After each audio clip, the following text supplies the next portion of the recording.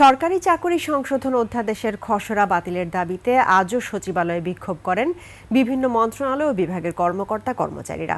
তাদের বিক্ষোভে উত্তাল হয়ে ওঠে প্রশাসনের প্রাণকেন্দ্র সচিবালয়। দাবি পূরণ না হলে সচিবালয়ে তালা ঝুলিয়ে দেওয়ার ঘোষণা দেয় বাংলাদেশ সচিবালয় কর্মকর্তা কর্মচারী সংযুক্ত পরিষদ। বেলা 11টার দিকে সচিবালয়ের ৬ নম্বর ভবনের সামনে থেকে একটি বিক্ষোভ মিছিল শুরু হয়। বিভিন্ন মন্ত্রণালয় ও বিভাগের কর্মকর্তা কর্মচারীরা বিক্ষোভে অংশ নেন। তারা এই অধ্যাদেশকে নিবর্তনমূলক ও কালাকানুন আখ্যায়িত করে তা প্রত্যাহারের দাবি জানান। এদিকে আজ দুপুরের দিকে আইন উপদেষ্টা আসিফ নজরুলের সাথে বৈঠকে বসবেন আন্দোলনকারীরা। তারা আজকের মতো আন্দোলন স্থগিত করেন।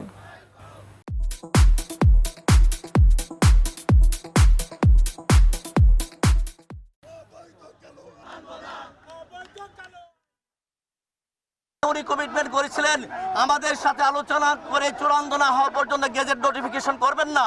বাট দুর্ভাগ্যজনক উনি কালকে সারাদিন আইন মন্ত্রণালয়ে বসে থেকে এই গেজেট নোটিফিকেশন করে রাতের বেলায় আমাদেরকে পাঠিয়ে দিয়েছে। আগামী দিনের জন্য আপনারা প্রস্তুত থাকেন। প্রত্যেকে 3 দিন ছুটি নিয়ে আপনারা সিএল ছুটি নিয়ে বাসায় বসে থাকবেন। আমি বিশ্বস্ত সূত্রে জানতে পেরেছি যে আজকে আমাদেরকে নিয়ে আইন উপদেষ্টা মহোদয় বসবেন এবং যে নিবর্তনমূলক আইনের যে ধারা এবং উপধারাগুলো সংযুক্ত হয়েছে, যার দ্বারা প্রজাতন্ত্রের সাধারণ কর্মচারী ক্ষতিগ্রস্ত হবে, সেই ধারাগুলো তারা প্রত্যাহার করে নেবেন।